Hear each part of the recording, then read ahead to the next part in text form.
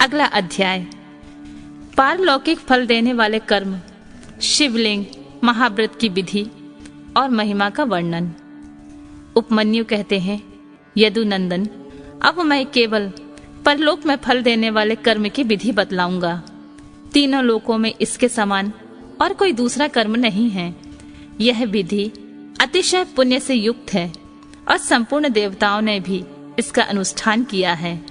ब्रह्मा, विष्णु, रुद्र, इंद्रादि, लोकपाल, सूर्य आदि नवग्रह, विश्वामित्र और वशिष्ठ आदि ब्रह्मवेता महर्षि, श्वेत अगस्त, दधीचि तथा हम सरीखे शिव भक्त, नंदीश्वर, महाकाल और भृंगीश आदि गणेश्वर, पातालवासी दैत्य, शेष आदि महानाग, सिद्ध, यक्ष, गंधर्व, राग, भूत और पिशाच, इन सब ने अपना अपना पद प्राप्त करने के लिए इस विधि का अनुष्ठान किया है। इस विधि से ही सब देवता देवत्व को प्राप्त हुए हैं।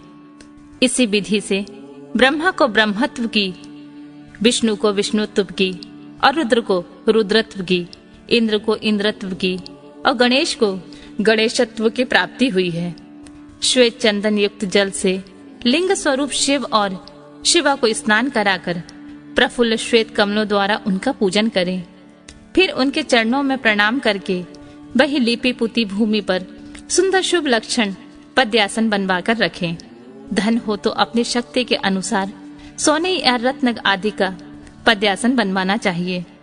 कमल के केसरों के मध्य भाग में अंगुष्ठ के बराबर छोटे से सुंदर शिवलिंग की स्थापना करें। सब सर्व गंधर्वमय और सुंदर होना चाहिए।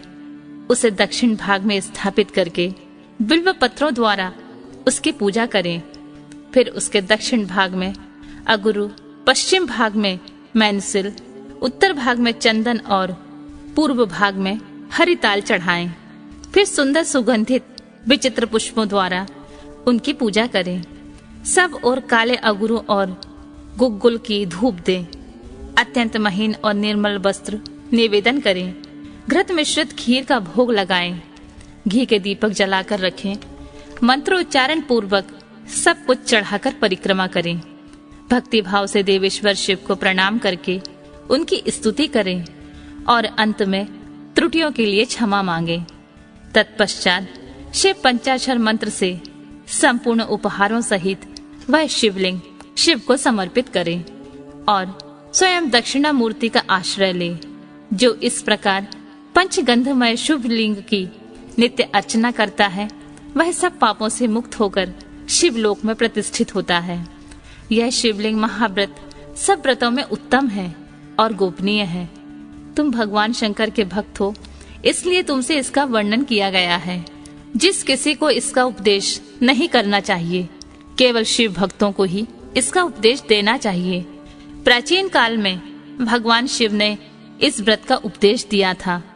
तदनंतर लिंग की कारण रूपता तथा लिंग प्रतिष्ठा एवं पूजा की व्याख्या करके उपमन्यु ने कहा, यदुनंदन, यदि कोई स्थापित शिवलिंग ना मिले तो शिव के स्थानभूत जल, अग्नि, सूर्य तथा आकाश में भगवान शिव का पूजन करना चाहिए। योग के अनेक भेद, उसके 8 और 6 अंगों का विवेचन, यम, नियम, आसन, प्राणायाम, दशविध, प्राणों को जीतने की महिमा, प्रत्याहार, धारणा, ध्यान और समाधि का निरूपण। श्री कृष्ण ने कहा, भगवान, आपने ज्ञान, क्रिया और चर्या का संक्षिप्त सार उद्धृत करके मुझे सुनाया। यह सब श्रुति के समान आदरणीय है और इसे मैंने ध्यान पूर्वक सुना। अब मैं अधिकार, अंग, विधि और प्रयोजन सहित परम दुर्लभ योग का वर्णन सुनना चाहता हूँ। यदि योग आदि का अभ्यास करने से पहले ही मृत्यु हो जाए तो मनुष्य आत्मघाती होता है। अतः आप योग का ऐसा कोई साधन बताइए जिसे शीघ्र सिद्ध ही किया जा सके, जिससे कि मनुष्य को आत्मघाती ना होना पड़े। योग का वह अनुष्ठान, उसका कारण, उसके लिए उपयुक्त समय, साधन और उसके भेदों का तारतम्य क्या है? उपमन्यु बोले, श्री कृष्ण, तुम सब प्रश्नों के तारतम्य के ज्ञाता हो। तुम्हारा यह प्रश्न बहुत ही उचित है, इसलिए मैं इन सब बातों पर क्रमशः प्रकाश डालूंगा। तुम एकाग्रचित होकर सुनो। जिसकी दूसरी वृत्तियों का निरोध हो गया है, ऐसे चित्त की भगवान शिव में जो निश्चल वृत्ति है, उसी को संक्षेप में योग कहा गया है। यह योग 5 प्रकार का है: मंत्र योग, स्पर्श योग, भाव योग, आभाव योग और महायोग। मंत्र जप के अभ्यासवश मंत्र के वाच्यार्थ में स्थित हुई विक्षेप रहित जो मन की वृत्ति है, उसका नाम मंत्र योग है। मन का वही वृत्ति है जब प्राणायाम को प्रधानता दे तो उसका नाम स्पर्श योग होता है। वही स्पर्श योग जब मंत्र के स्पर्श से रहित हो तो भाव योग कहलाता है। जिसके संपूर्ण विश्व के रूप मात्र का अवयव विलीन तिरोहित हो जाता है, उसे आभाव योग कहा गया है, क्योंकि उस समय सदस्तु का मान नहीं होता। जिससे एकमात्र उपाधि शून्य शिव स्वभाव का चिंतन किया जाता है और मन की वृत्ति शिवमयी हो जाती है, उसे महायोग कहते हैं। देखे और सुने गए लौकिक और पारलौकिक विषयों की ओर से जिसका मन विरक्त हो गया हो, उसी का योग में अधिकार है, दूसरे किसी का नहीं। लौकिक और पारलौकिक दोनों विषयों के दोषों का और ईश्वर के गुणों का सदा ही दर्शन करने से मन विरक्त होता है। प्रायः सभी योग 8 या 6 अंगों से युक्त होते हैं: यम, नियम, स्वास्तिक आदि आसन, प्राणायाम, प्रत्याहार, धारणा, ध्यान और समाधि। ये विद्वानों ने योग के 8 अंग बताए हैं। आसन, प्राणायाम, प्रत्याहार, धारणा, ध्यान और समाधि, ये थोड़े में योग के 6 लक्षण हैं। शिव शास्त्र में इनके पृथक पृथक लक्षण बताए गए हैं। अन्य शिवागमों में, विशेषतः कामिक आदि में, योग शास्त्र में और किन्हीं किन्हीं पुराणों में इनके लक्षणों का वर्णन है। अहिंसा, सत्य, अस्तेय, ब्रह्मचर्य और अपरिग्रह, इन्हें सत्पुरुषों ने यम कहा है। और इस प्रकार यम 5 अवयवों के योग से युक्त है: शौच, संतोष, तप, जप, स्वाध्याय और प्रणिधान। इन 5 भेदों से युक्त दूसरे योगांग को नियम कहा गया है। तात्पर्य यह है कि नियम अपने अंशों के भेद से 5 प्रकार का है। आसन के भेद 8 कहे गए हैं: स्वास्तिक आसन, पद्यासन, अर्धचंद्रासन, वीरासन, योगासन, प्रसादितासन, पर्यंकासन और अपनी रुचि के अनुसार आसन। अपने शरीर में प्रकट हुई जो वायु है, उसे प्राण कहते हैं। उसे रोकना ही उसका आयाम है। उस प्राणायाम के 3 भेद कहे गए हैं: रेचक, पूरक और कुंभक। नासिका के एक छिद्र को दबाकर या बंद कर कर दूसरे से उदर स्थित वायु को बाहर निकालें, इस क्रिया को रेचक कहा गया है। फिर दूसरे नासिका के छिद्र के द्वारा बाहर वायु से शरीर को धोखने की भांति भर लें। इसमें वायु के पूरण की क्रिया होने के कारण इसे पूरक कहा गया है। जब साधक भीतर की वायु को ना छोड़ता और न बाहर की वायु को ग्रहण करता है, केवल भरे हुए घड़े की भांति अविचल भाव से स्थित रहता है, तब उस प्राणायाम को कुंभक नाम दिया जाता है। योग के साधक को चाहिए कि वह रेचक आदि 3 प्राणायाम को ना तो बहुत जल्दी करे और ना बहुत देर से करे। साधना के लिए उद्यत हो, क्रम योग से उसका अभ्यास करे। रेचक आदि में नाड़ी शोधन पूर्वक जो प्राणायाम का अभ्यास किया जाता है, उसे स्वेच्छा से उत्क्रमण पर्यंत करते रहना चाहिए। यह बात योग शास्त्र में बताई गई है। कनिष्ठ आदि के क्रम से प्राणायाम 4 प्रकार का कहा गया है। मात्रा और गुणों के विभाग तारतम्य से ये भेद बनते हैं। 4 भेदों में से जो कन्या या कनिष्ठ प्राणायाम है, वह प्रथम उद्घात कहा गया है। इसमें 12 मात्राएं होती हैं। मध्यम प्राणायाम द्वितीय उद्घात है। इसमें 24 मात्राएं होती हैं। उत्तम श्रेणी का प्राणायाम तृतीय उद्घात है। इसमें 36 मात्राएं होती हैं। उससे भी श्रेष्ठ जो सर्वोत्कृष्ट चतुर्थ प्राणायाम है, वह शरीर में स्वेद और कंप आदि का जनक होता है। योगी के अंदर आनंद जनित रोमांच नेत्रों से अश्रुपात, जल्प, भ्रांति और मूर्छा आदि के भाव प्रकट होते हैं। घुटने के चारों ओर प्रदक्षिण क्रम से न बहुत जल्दी और न बहुत धीरे धीरे चुटकी बजाएं। घुटने की एक परिक्रमा में जितनी देर तक चुटकी बजती है उस समय का मान एक मात्रा है। मात्राओं की क्रमशः जानना चाहिए। उद्घात क्रम योग से नाड़ी शोधन पूर्वक प्राणायाम करना चाहिए। प्राणायाम के दो भेद बताए गए हैं, अगर्भ और सगर्भ। जप और ध्यान के बिना किया गया प्राणायाम अगर्भ कहलाता है और जप तथा ध्यान के सहयोग पूर्वक किए जाने वाला प्राणायाम को सगर्भ कहते हैं। अगर्भ से सगर्भ प्राणायाम 100 गुना और अति उत्तम है। इसलिए योगी जन प्रायः सगर्भ प्राणायाम किया करते हैं। प्राण विजय से ही शरीर की वायु पर विजय पाई जाती है। प्राण, अपान, समान, उदान, व्यान, नाग, कूर्म, कुकल, देवदत्त और धनंजय ये 10 प्राणवायु हैं। प्राण प्रयाण करता है, इसलिए इसे प्राण कहते हैं। जो कुछ भोजन किया जाता है उसे जो वायु नीचे ले जाती है उसे अपान कहते हैं। जो वायु संपूर्ण अंगों को बढ़ाती हुई उनमें व्याप्त रहती है उसका नाम व्यान है। जो वायु मर्म स्थानों को उत्तेजित करती है उसकी उदान संज्ञा है। जो वायु सब अंगों को समभाव ले चलती है वह अपने उस समनयन रूप कर्म से समान कहलाती है। मुख से कुछ उगलने में कारणभूत वायु को नाक कहा गया है। आँख खोलने के व्यापार में कूर्म नामक वायु की स्थिति होती है। छींक में कुकल और जम्हाई में देवदत्त नाम की वायु स्थिति होती है। धनंजय नामक वायु संपूर्ण शरीर में व्याप्त रहती है। वह मृतक शरीर को भी नहीं छोड़ती। क्रम से अभ्यास में लाया हुआ प्राणायाम जब उचित प्रमाण या मात्रा से युक्त हो जाता है तब वह कर्ता के सारे दोषों को दग्ध कर देता है और उसके शरीर की रक्षा करता है। प्राण पर विजय प्राप्त हो जाए तो उससे प्रकट होने वाले चिन्हों को अच्छी तरह देखें। पहली बात तो यह होती है कि विष्ठा, मूत्र और कफ की मात्रा घटने लगती है। अधिक भोजन करने की शक्ति हो जाती है और विलंब से सांस चलती है। शरीर में हल्कापन आता है। शीघ्र चलने की शक्ति प्रकट होती है। हृदय में उत्साह बढ़ता है। स्वर में मिठास आती है।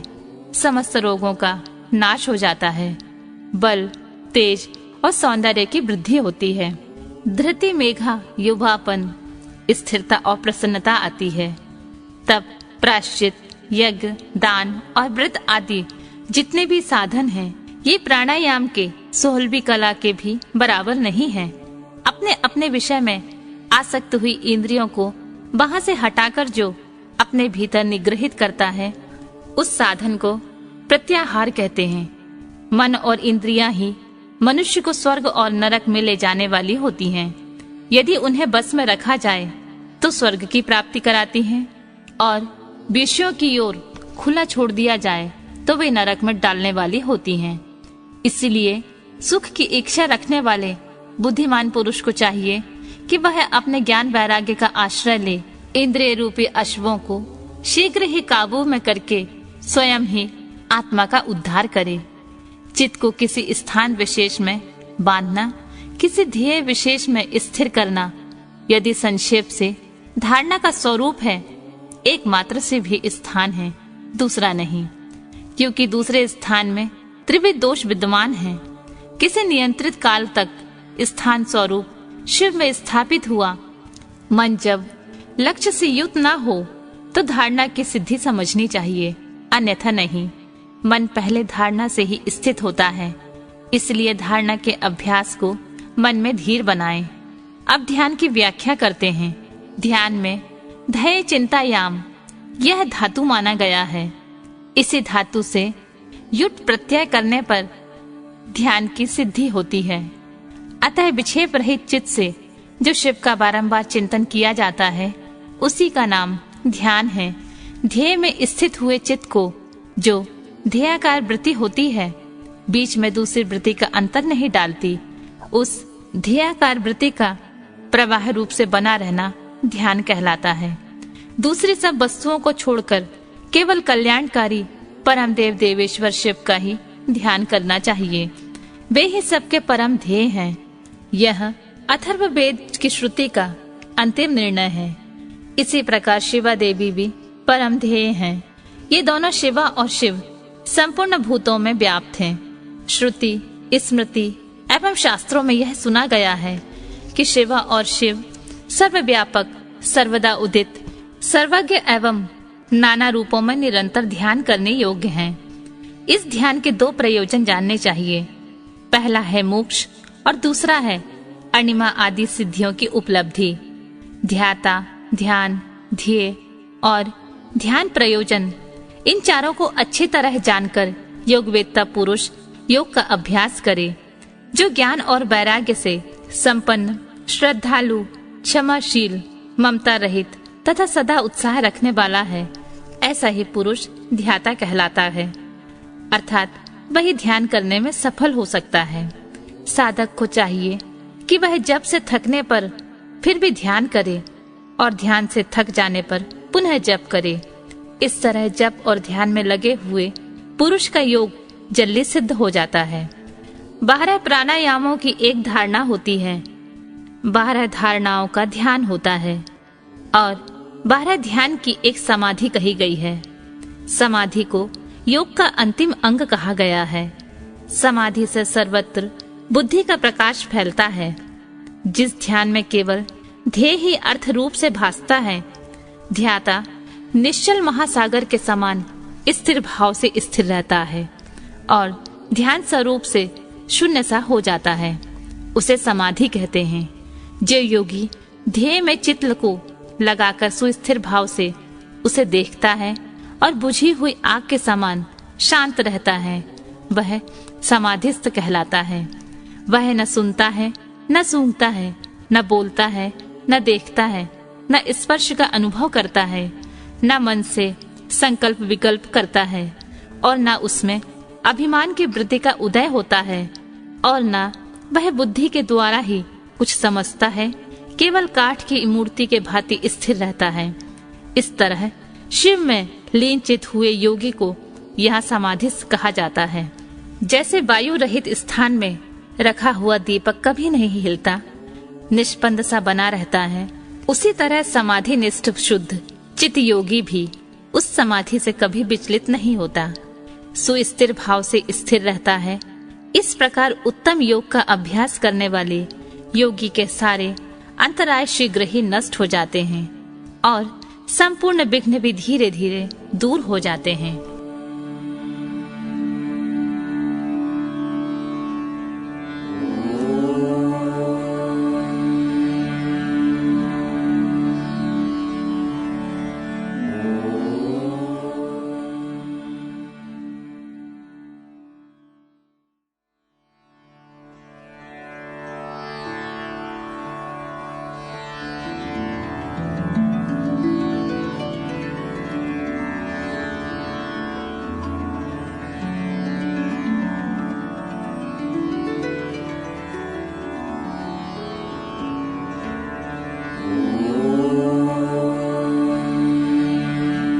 अगला अध्याय योग मार्ग के विघ्न, सिद्धि सूचक, उपसर्ग तथा पृथ्वी से लेकर बुद्धि तत्व पर्यंत ऐश्वर्य गुणों का वर्णन। शिव शिवा के ध्यान की महिमा।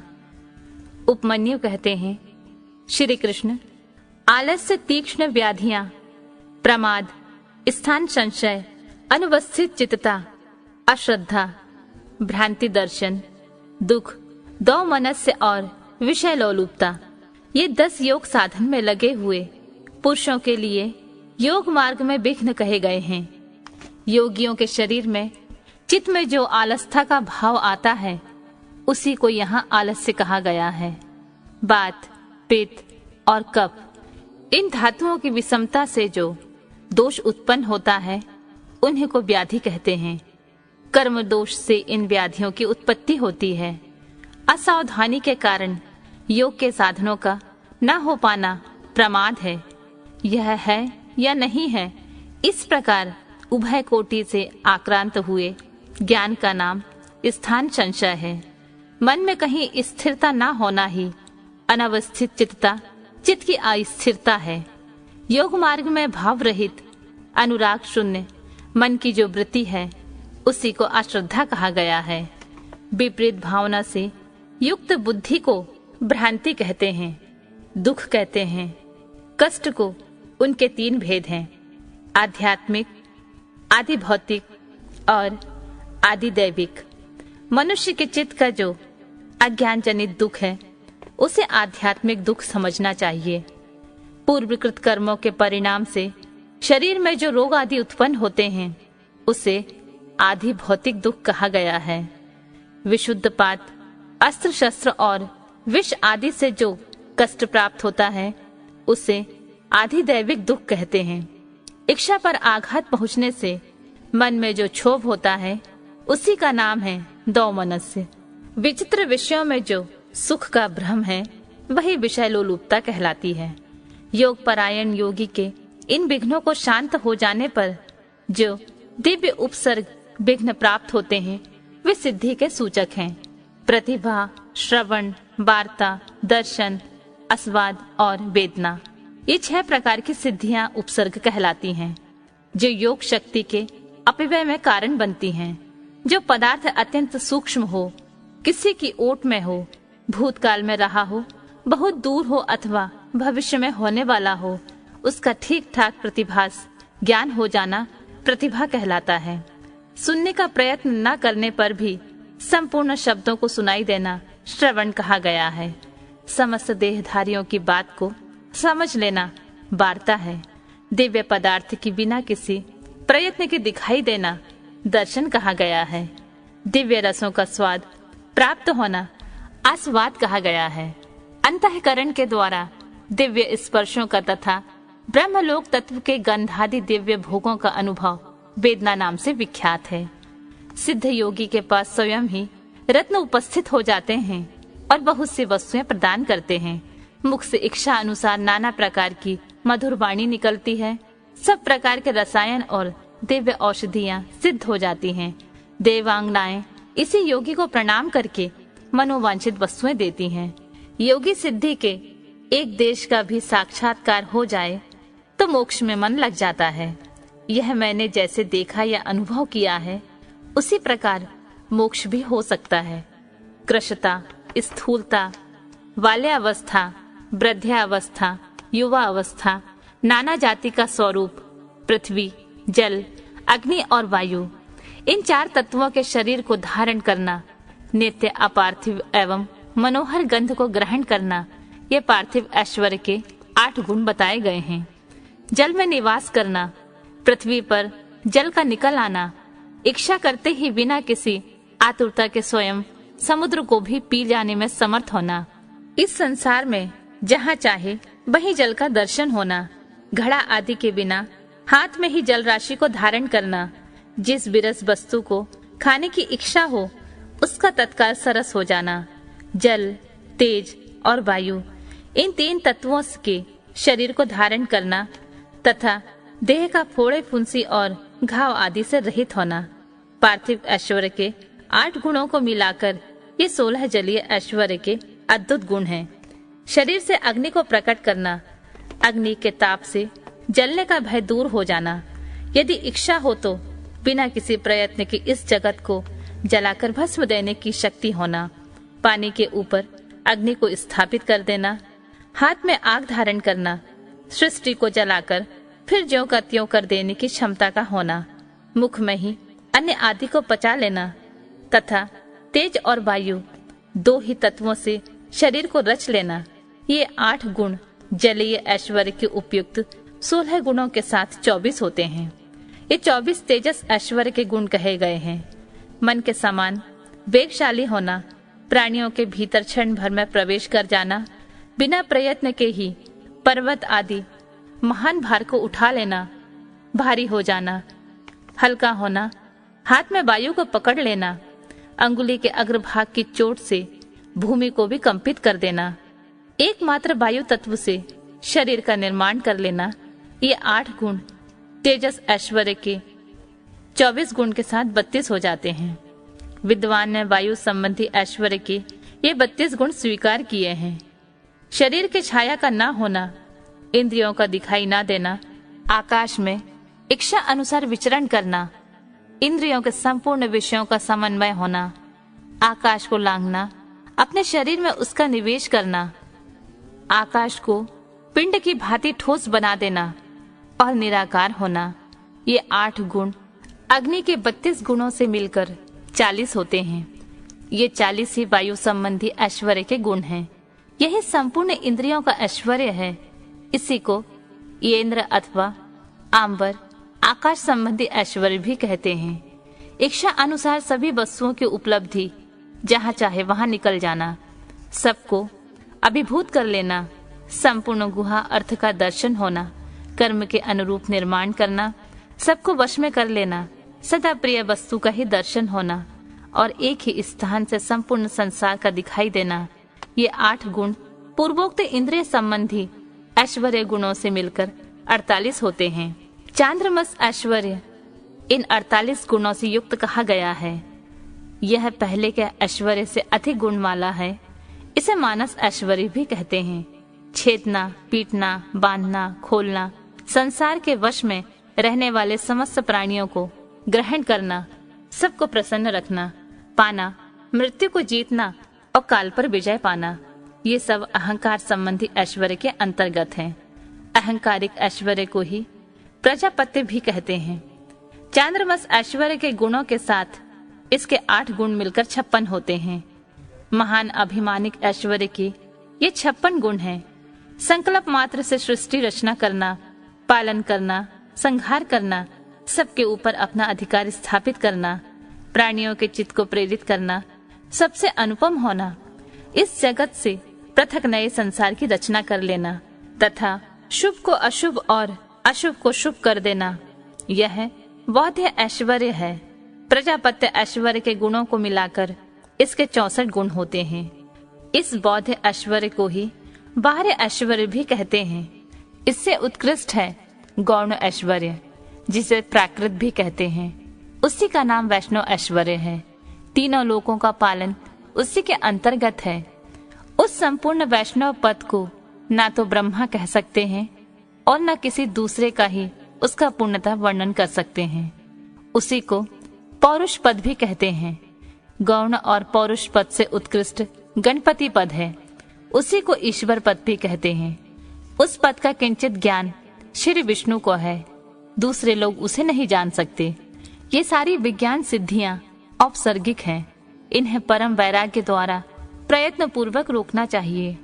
इन अशुद्ध प्रतिभासिक गुणों में जिसका चित्त आसक्त हो, उसे संपूर्ण कामनाओं को पूर्ण करने वाला निर्भय परम ऐश्वर्य नहीं सिद्ध होता।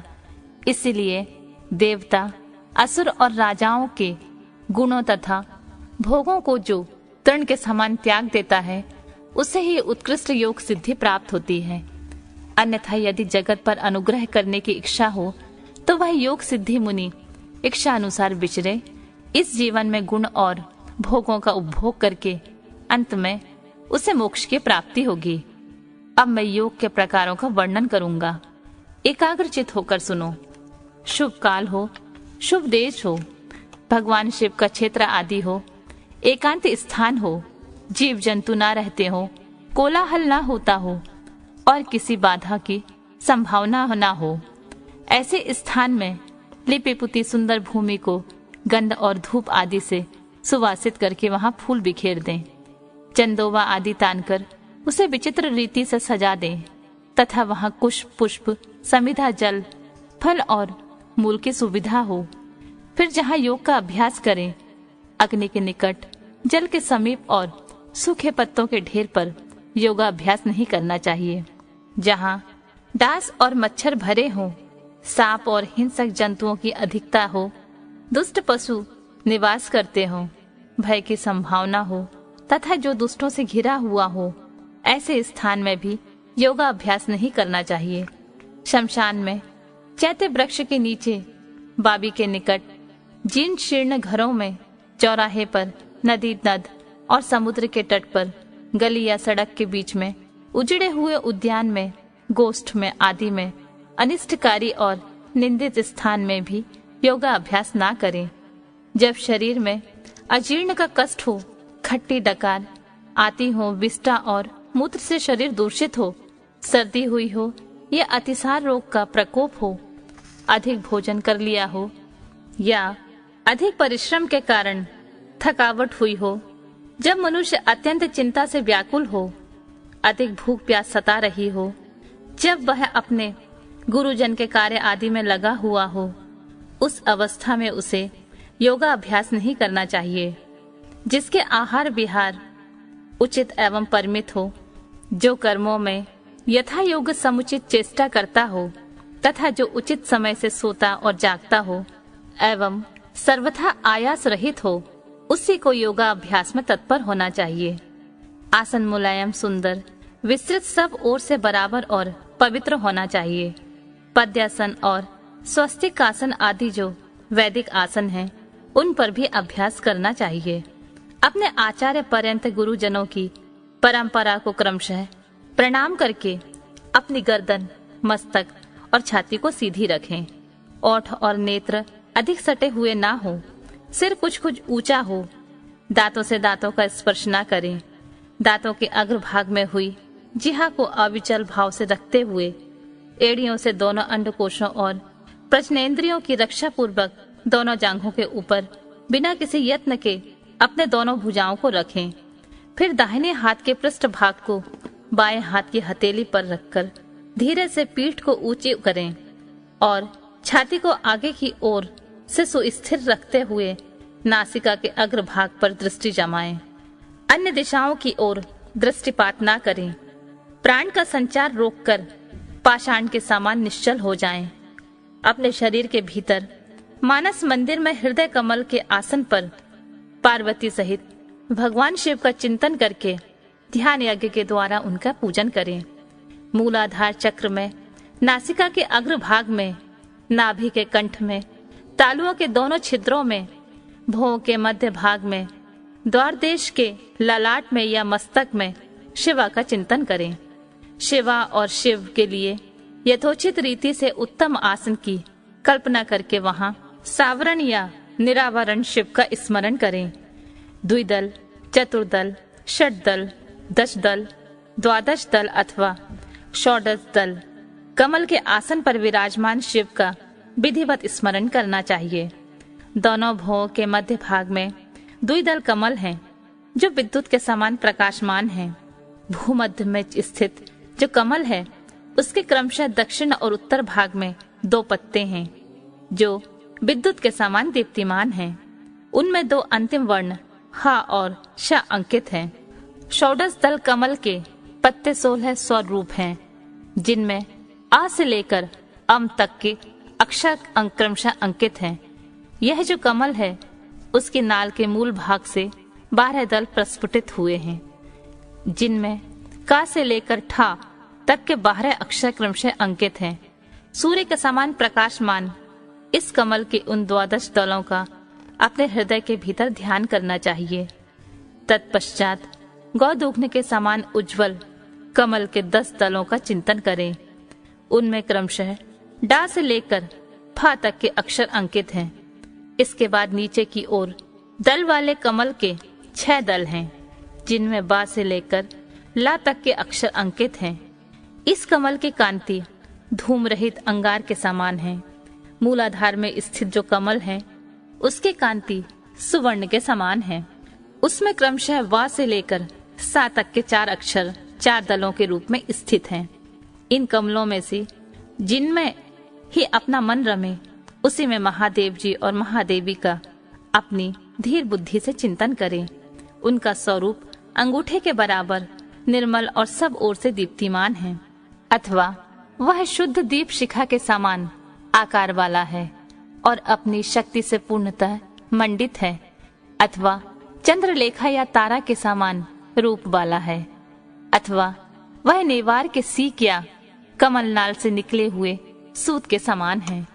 कदम या गोलक या ओस के कर्ण से भी उसकी उपमा दी जा सकती है। वह दिव्य पृथ्वी आदि तत्वों पर विजय प्राप्त करने वाला है। ध्यान करने वाला पुरुष जिस तत्व पर विजय पाने की इच्छा रखता हो, उसी तत्व के अधिपति की स्थूल मूर्ति का चिंतन करे। ब्रह्मा से लेकर सदाशिव पर्यंत तथा भव आदि 8 मूर्तियां ही शिव शास्त्र में शिव की स्थूल मूर्तियां निश्चित की गई हैं। मुनीश्वरों ने उन्हें घोर, शांत और मिश्र आदि 3 प्रकार का बताया है। फल की आशा न रखने वाले ध्यान कुशल पुरुषों को इनका चिंतन करना चाहिए। यदि घोर मूर्ति का चिंतन किया जाए तो भी शीघ्र ही पाप और रोग का नाश करती हैं। मिश्र मूर्तियों में शिव का चिंतन करने पर चिरकाल में सिद्धि प्राप्त होती है और सौम्य मूर्ति में शिव का ध्यान किया जाए तो सिद्धि प्राप्त होने में ना तो अधिक शीघ्रता होती है और ना अधिक विलंब है। सौम्य मूर्ति में ध्यान करने से विशेषतः मुक्ति, शांति एवं शुद्ध बुद्धि प्राप्त होती है। क्रमशः सभी सिद्धियां प्राप्त होती हैं। अध्याय इसमें संशय नहीं। ध्यान और उसकी महिमा, योग धर्म तथा शिव योगी का महत्व, शिव भक्तियां, शिव के लिए प्राण देने अथवा शिव क्षेत्र में मरण से तत्काल मोक्ष लाभ का कथन। उपमन्यु कहते हैं, श्री कृष्ण श्री कंठनाथ का स्मरण करने वाले लोगों के संपूर्ण मनोरथों की सिद्धि तत्काल हो जाती है। ऐसा जानकर कुछ योगी उनका ध्यान अवश्य करते हैं। कुछ लोग मन की स्थिरता के लिए स्थूल रूप का ध्यान करते हैं। स्थूल रूप के चिंतन में लगकर जब चित्त निश्चल हो जाता है तब सूक्ष्म रूप में वह स्थिर होता है। भगवान शिव का चिंतन करने पर सब सिद्धियां प्रत्यक्ष सिद्ध हो जाती हैं। अन्य मूर्तियों का ध्यान करने पर भी शिव रूप का अवश्य चिंतन करना चाहिए। जिस जिस रूप में मन की स्थिरता लक्षित हो उसका बारंबार ध्यान करना चाहिए। ध्यान पहले सविषय होता है, फिर निर्विषय होता है, ऐसा ज्ञानी पुरुष का कथन है। इस विषय में कुछ सत्पुरुषों का मत है कि कोई भी ध्यान निर्विषय होता ही नहीं। बुद्धि की ही कोई प्रवाह रूपा संतति ध्यान कहलाती है। इसलिए निर्विषय बुद्धि केवल निर्गुण निराकार ब्रह्मा में ही प्रवृत्त होती है। अतः सविषय ध्यान प्रातः काल के सूर्य की किरण के समान ज्योति का आश्रय लेने वाला है तथा निर्विषय ध्यान सूक्ष्म तत्व का अवलंबन करने वाला है। इन 2 के सिवा कोई ध्यान वास्तव में नहीं है। अथवा सविषय ध्यान साकार स्वरूप का अवलंबन करने वाला है और निराकार स्वरूप का जो बोध या अनुभव है वही निर्विषय ध्यान माना गया है। वह सविषय और निर्विषय ध्यान ही क्रमशः सबीज और निर्बीज कहा गया है। निराकार का आश्रय लेने से उसे निर्बीज या साकार का आश्रय लेने से सबीज का संज्ञा दी गई है। अतः पहले सबीज या सविषय ध्यान करके अंत में सब प्रकार की सिद्धि के लिए निर्विषय अथवा निर्बीज ध्यान करना चाहिए। प्राणायाम करने से क्रमशः शांति आदि दिव्य सिद्धियां सिद्ध होती हैं। उनके नाम हैं शांति, प्रशांति, दीप्ति और प्रसाद। समस्त आपदाओं के शमन को ही शांति कहा गया है। तम अज्ञान का बाहर और भीतर से नाश ही प्रशांति है। बाहर और भीतर का जो ज्ञान का प्रकाश होता है उसका नाम दीप्ति है तथा बुद्धि की जो आत्मनिष्ठता है उसी को प्रसाद कहा गया है। बाहर और आभ्यंतर सहित जो समस्त कारण हैं वे बुद्धि के प्रसाद से शीघ्र ही प्रसन्न निर्मल हो जाते हैं। ध्याता, ध्यान, ध्येय और ध्यान प्रयोजन, इन 4 को जानकर ध्यान करने वाला पुरुष ध्यान करे। जो ज्ञान और वैराग्य से संपन्न हो, जो सदा शांत चित्त रहता है, श्रद्धालु हो और जिसकी बुद्धि प्रसाद गुण से युक्त हो, ऐसे साधक को ही सत्पुरुषों ने ध्याता कहा है। ध्येय चिंतायाम, यह धातु है, इसका अर्थ है चिंतन। भगवान शिव का बारंबार चिंतन ही ध्यान कहलाता है। जैसे थोड़ा सा योगाभ्यास पाप का नाश कर देता है, उसी तरह क्षण मात्र भी ध्यान करने वाले पुरुष के सारे पाप नष्ट हो जाते हैं। श्रद्धा पूर्वक विक्षेप रहित चित्त से परमेश्वर का जो चिंतन है उसी का नाम ध्यान है। बुद्धि के प्रवाह रूप ध्यान का जो अवलंबन या आश्रय है उसी को साधु पुरुष ध्येय कहते हैं। स्वयं साम्य सदाशिव ही वह ध्येय है। मोक्ष सुख का पूर्ण अनुभव और अणिमा आदि ऐश्वर्य की उपलब्धि ये पूर्ण शिव ध्यान के साक्षात प्रयोजन कहे गए हैं। ध्यान से सौरभ्य और मोक्ष दोनों की प्राप्ति होती है। इसलिए मनुष्य को सब कुछ छोड़कर ध्यान में लग जाना चाहिए। बिना ध्यान के ज्ञान नहीं होता, और जिसने योग का साधन नहीं किया उसका ध्यान सिद्ध नहीं होता। जिसे ध्यान और ज्ञान दोनों प्राप्त है उसने भवसागर को पार कर लिया। समस्त उपाधियों से रहित निर्मल ज्ञान और एकाग्रता पूर्ण ध्यान, ये योगा अभ्यास से युक्त योगी को ही सिद्ध होते हैं। जिनके सारे पाप नष्ट हो गए उन्हीं की बुद्धि ज्ञान और ध्यान में लगती है। जिनकी बुद्धि पाप से दूषित है उनके लिए ज्ञान और ध्यान की बात भी अत्यंत दुर्लभ है। जैसे प्रज्वलित हुई आग सूखी और गीली लकड़ियों को भी जला देती है, उसी प्रकार ध्यान अग्नि शुभ और अशुभ कर्मों को भी क्षण भर में दग्ध कर देती है। जैसे बहुत छोटा सा दीपक भी महान अंधकार का नाश कर देता है, इसी तरह थोड़ा सा योगा अभ्यास भी महान पाप का विनाश कर डालता है। श्रद्धा पूर्वक क्षण भर भी महेश्वर का ध्यान करने वाले पुरुष को जो महान श्रेय प्राप्त होता है उसका कहीं अंत नहीं है। ध्यान के समान कोई तीर्थ नहीं है, ध्यान के समान कोई तप नहीं है, और ध्यान के समान कोई यज्ञ भी नहीं है। इसलिए ध्यान अवश्य करें। अपनी आत्मा एवं परमात्मा का बोध प्राप्त करने के कारण योगी जन केवल जल से भरे हुए तीर्थ और पत्थर एवं मिट्टी की बनी हुई देव मूर्तियों का आश्रय नहीं लेते। वे आत्म तीर्थ में अवगाहन करते हैं और आत्मदेव के भजन में ही लगे रहते हैं। जैसे आयोगी पुरुषों को मिट्टी और काठ आदि की बनी हुई स्थूल मूर्तियों का प्रत्यक्ष होता है, उसी तरह योगियों को ईश्वर के सूक्ष्म स्वरूप का प्रत्यक्ष दर्शन होता है। जैसे राजा को अपने अंतःपुर में विचरने वाले स्वजन एवं परिजन प्रिय होते हैं और बाहर के लोग उतने प्रिय नहीं होते, उसी प्रकार भगवान शंकर को अंतःकरण में ध्यान लगाने वाले भक्ति अधिक प्रिय हैं। बाह्य उपचारों के आश्रय लेने वाले कर्मकांडी नहीं। जैसे लोक में यह देखा गया है कि बाहरी लोग राजा के भवन में राजकीय पुरुषोचित फल का उपभोग नहीं करते, केवल अंतःपुर के लोग ही उस फल के भागी होते हैं। उसी प्रकार यहाँ बाहर कर्मी पुरुष उस फल को नहीं पाते जो ध्यान योगियों को सुलभ होता है। ज्ञान योग की साधना के लिए उद्यत हुआ पुरुष यदि बीच में ही मर जाए तो वह योग के लिए उद्योग करने मात्र से रुद्रलोक में जाएगा। वह दिव्य सुख का उपभोग करके फिर वह योगियों के कुल में जन्म लेगा और पुनः ज्ञान योग को पाकर संसार सागर को लांघ जाएगा। योग का जिज्ञासु पुरुष जिस गति को पाता है उसे यज्ञ करता संपूर्ण महायज्ञों का अनुष्ठान करके भी नहीं पाता। करोड़ों वेद वेदता दूजों की पूजा करने से जो फल मिलता है वह एक शिव योगी को भिक्षा देने इस मात्र से प्राप्त हो जाता है। यज्ञ, अग्निहोत्र, दान, तीर्थ सेवन और होम, इन सभी पुण्य कर्मों के अनुष्ठान से जो फल मिलता है वह सारा फल शिव योगियों को अन्न देने मात्र से प्राप्त होता है। जो मूढ़ मानव शिव योगियों की निंदा करते हैं वे श्रोताओं सहित नरक में पड़ते हैं और प्रलय काल तक वहीं रहते हैं। श्रोता के होने पर भी कोई शिव योगियों की निंदा का वक्ता हो सकता है, इसलिए महापुरुषों के मत में उस निंदा को सुनने वाला वे महान पापी और दंडनीय है।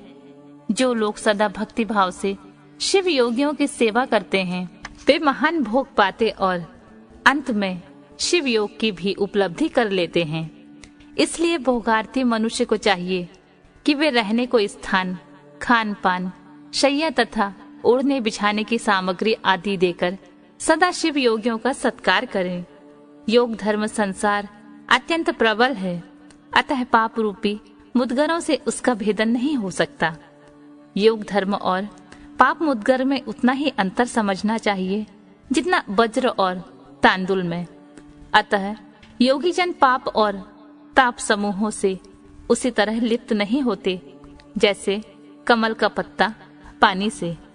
शिव योग परायण मुनि जिस देश में नित्य निवास करता है वह देश भी पवित्र हो जाता है। फिर उसकी पवित्रता के विषय में क्या कहना। अतः चतुर एवं विद्वान पुरुष सब कृत्यों को छोड़कर संपूर्ण दुखों से छुटकारा पाने के लिए शिव योग का अभ्यास करे। जिसका योग फल सिद्ध हो गया वह योगी यथेष्ट भोगों को भोगकर समस्त लोगों की हित कामना से संसार में विचरे अथवा अपने स्थान पर रहे या विषय सुख को अत्यंत तुच्छ समझकर छोड़ दे और वैरागी योग से स्वेच्छा पूर्वक कर्मों का परित्याग कर दे। जो मनुष्य बहुत से अरिष्ट देखकर अपने मृत्यु को निकट जान ले, उसे योगानुष्ठान में संलग्न हो शिव क्षेत्र का आश्रय लेना चाहिए। वह मनुष्य यदि धीर चित्त होकर वही निवास करता रहे तो रोग आदि के बिना भी स्वयं ही प्राणों का परित्याग कर सकता है। अनशन करके शिवाग्नि में शरीर की आहुति देकर अथवा शिव तीर्थों में अवगाहन करते हुए अपने शरीर को उन्हीं के जल में डालकर शिव शास्त्रोक्त विधि से जब अपने प्राणों का त्याग करता है तब वह तत्काल मुक्त हो जाता है। इसमें अन्यथा विचार करने की आवश्यकता नहीं है। अथवा जो रोग आदि से विवश होकर शिव क्षेत्र की शरण लेता है, उसकी भी यदि वहां मृत्यु हो जाए तो इसी प्रकार मुक्त हो जाता है, इसमें संशय नहीं है। इसलिए लोग अनशन आदि से शिव क्षेत्र में श्रेष्ठ मरण की कामना करते हैं, क्योंकि शास्त्र पर विश्वास करके धीर हुए मन को उनके द्वारा इस तरह की मृत्यु स्वीकार की जाती है। जो शिव के लिए अथवा शिव भक्तों के लिए प्राण त्याग करता है, उसके समान दूसरा कोई मनुष्य मुक्ति मार्ग पर स्थित नहीं है। इस कारण इस संसार मंडल से उसकी शीघ्र मुक्ति हो जाती है। इनमें से किसी एक उपाय का किसी तरह भी अवलंबन करके अथवा विधिवत श्रद्धा शुद्धि को प्राप्त होकर यदि कोई मनुष्य मरता है तो उसका अन्य पशु प्राणियों के समान यहाँ अधर्व दैहिक संस्कार नहीं करना चाहिए। विशेषतः उसके पुत्र आदि को उसके मरने से अशौच की प्राप्ति नहीं होती। ऐसे पुरुष के मृत शरीर को धरती में गाड़ दे या पवित्र अग्नि से जला दे या शिव स्वरूप जल में डाल दे अथवा काठ या मिट्टी के ढेले की भांति कहीं भी फेंक दे, वह सब उसके लिए बराबर है। यदि ऐसे पुरुष के उद्देश्य से भी कोई कर्म करने की इच्छा हो तो दूसरे का कल्याण ही करे और अपनी शक्ति के अनुसार शिव भक्तों को तृप्त करे। उसके धन को शिव भक्त ही ग्रहण करे। यदि उसकी संतति शिव भक्त हो तो वह भी ग्रहण कर सकती है। ऐसा यदि संभव ना हो तो उसका धन भगवान शिव को समर्पित कर दे, परंतु उसके पशु संतति शिव भक्तिहीन संतान उस धन को कभी ग्रहण ना करे।